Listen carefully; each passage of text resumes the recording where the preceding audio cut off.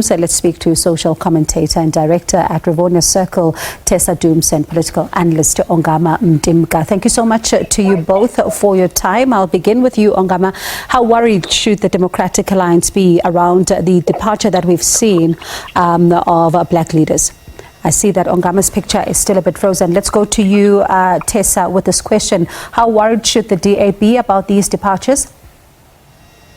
Yeah, I think the DA has got a lot to reflect on. I think every time we see one of the prominent black leaders in the DA depart, we ask the same question because the DA set itself up a few years ago to say that it wants to be a party of the future and that it wants to be a party that represents the aspirations of South Africans. We know that the majority of South Africans are black, and that doesn't just, speak to some kind of very bland racial categorization, but it speaks to a particular experience of South Africa, a particular sense of disenfranchisement that people have felt, a particular history, a particular kind of legacy that black South Africans do need to grapple with as we build a future together. And so when we think about political representation, it's important that people feel like the people who lead them and the people who aspire to lead them are people who understand who they are, understand what they're going through, and have a sense of empathy from the perspective of the broader South African public. And I think the DA is now finding itself in a crisis where people are seeing, faces and leaders who look like them say that the party is no longer a place where they can see themselves envisioning a South Africa of the future, and that should concern them. And Ongama, I'm listening to Tessa. She says it should concern them, but I'm listening to her very closely. She doesn't sound like, she's convinced that it does concern the DA. When you look at how many black leaders have departed that party, how much of a concern do you think this is within the party circles?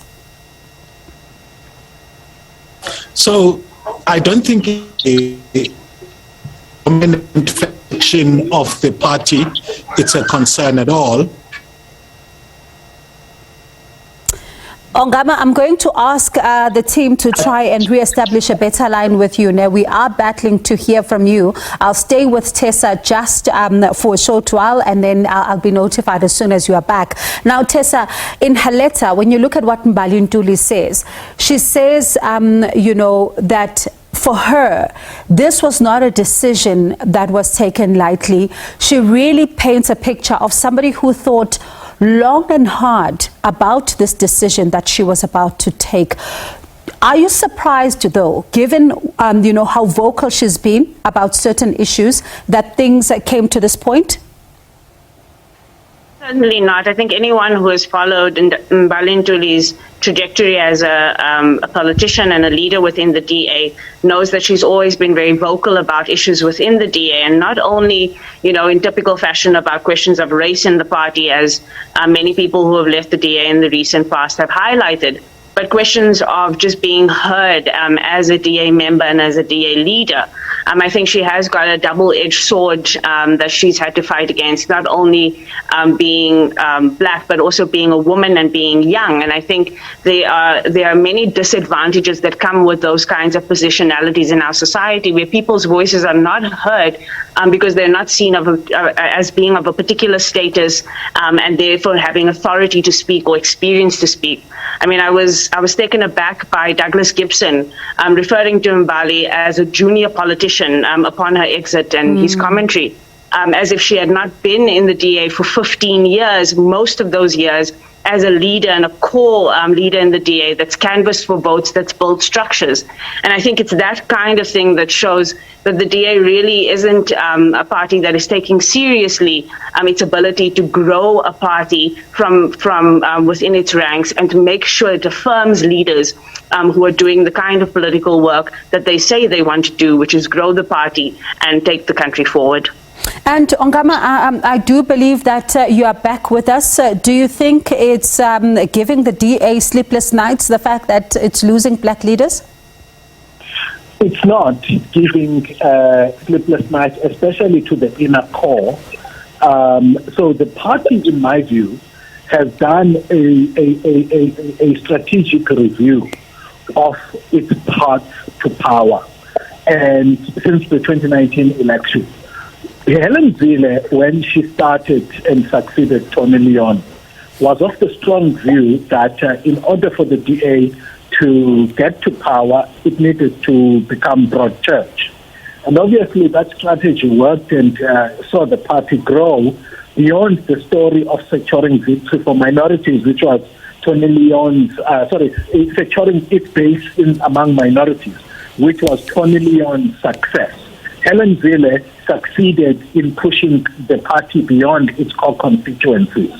Now, when that project resulted not necessarily in the loss of support in 2019, but in the change in the ideological offering of the DA, in the conference where Musi Maimane, I think it may have been 2018, where Musi Maimane, among others, succeeded in bringing diversity as part of the policy outlook of the party.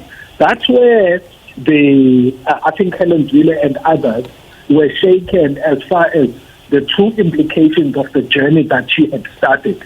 So when they started losing conservative voters in the 2019 election, my suspicion is that the strategic review in that process said the path to power that has to go via the broad church approach is failing in the short term. As such, they need to go back to secure the minority voice strategy. And how that is a path to power is that they foresee coalition governments as they have seen in big municipalities, and they have seen through coalition governments that it's possible to augment the voice of a particular constituency through coalition arrangements rather than becoming broad church. So a short-term strategy, for me, I've never read the strategy review document that they came up with, but in terms of the look and feel and what has been done pursuant to that strategy, it suggests to me that in the short term, they are not concerned about broad church. They want to secure their base and then move to power through coalition rather than inwardly focused transformation to meet the requirements of a broad church party. And Ongama, how much of this would you say is as a result of what the FF Plus has done? I mean, how much of a factor has it been? Because we've seen in in recent elections that it has lost some of its space to this particular political party. So I wrote before that election where the Freedom Fund party, the Freedom Fund caused the upset, to say the diversity trajectory that DA had taken was going to see it alienate the conservative voter base. So I don't think that the rise of the Freedom Front Plus has anything to do with the Freedom Front Plus itself. The same way that opposition parties in South Africa were growing because of the failures of the ANC, not necessarily because of their strategic moves. I suppose you could weigh which has a greater contribution. So my view is that the Freedom Fund Plus was a benefit of a DA strategy that is becoming broad church. As a direct consequence of that, unintended consequence, you would have alienation of the voter base of the DA, which was more right as opposed to center. So my view, and I wrote in that Mail and Guardian piece to say, what the party would need to do when it starts losing that conservative voter base is not to pull the foot out of the accelerator. It would, in fact, need to do what would seem to be counterintuitive, so that it could continue to gain the legitimacy from the rank and from the wider voter base, which is mainly black people. That it was serious, and even though it was losing the conservative voter base.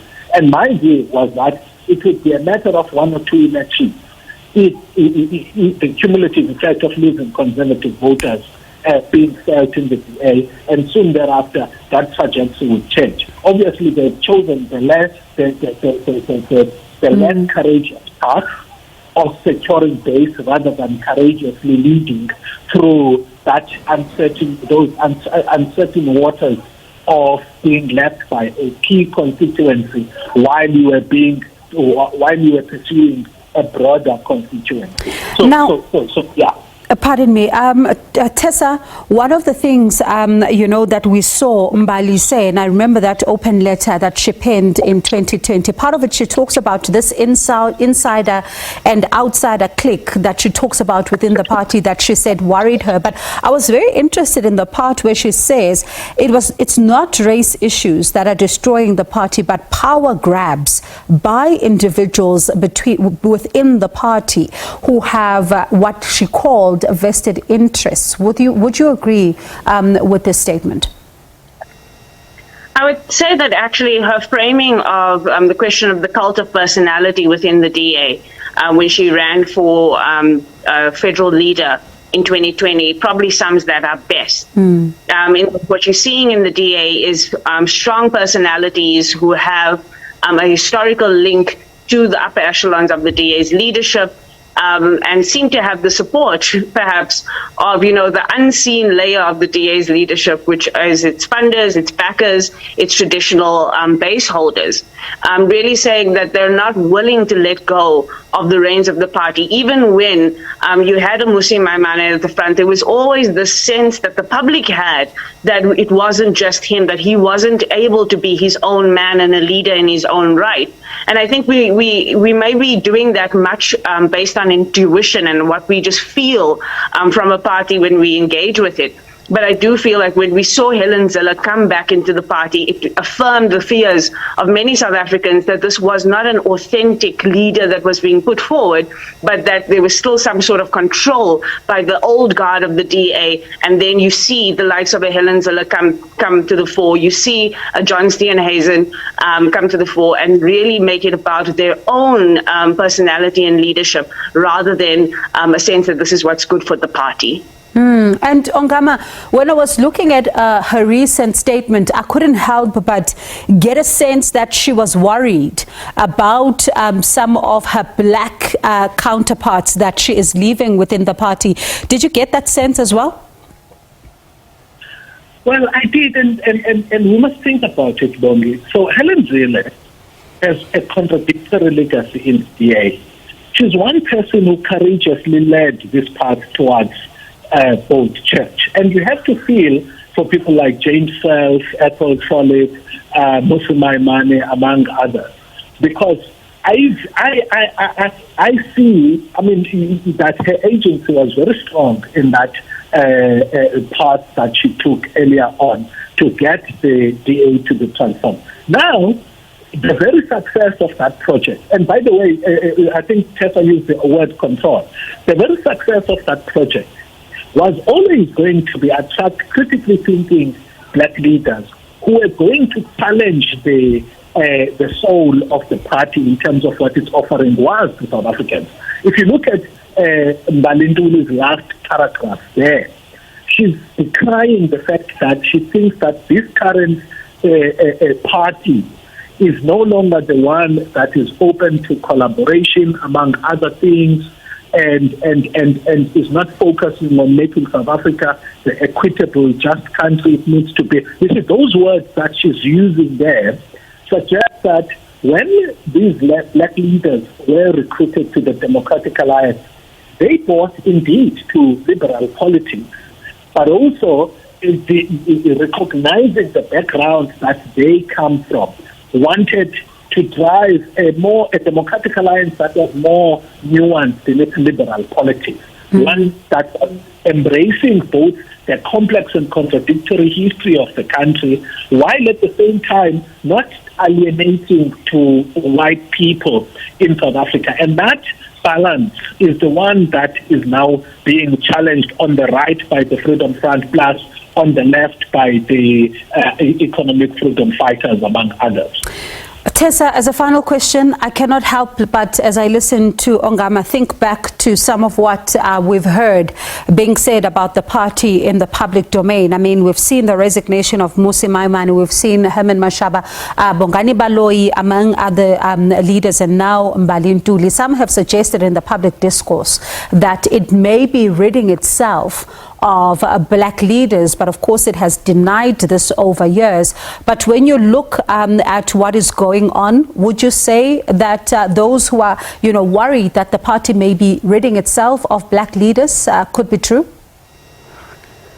I think you need to take this on a case-by-case basis. I don't think there's a one-size-fits-all to this. And again, I think both Bongani Baloyi and Mbali Nguni, as they left the party, really made it clear that their reasons for leaving really weren't centered around the question about race and internal factions on the basis of race. And that actually signals that that is not the only problem that the DA needs to deal with, which then says the DA's got a lot more on its plate than we may have initially thought when we saw that first exodus with the Herbert Mashabas and the Musi Maimanes.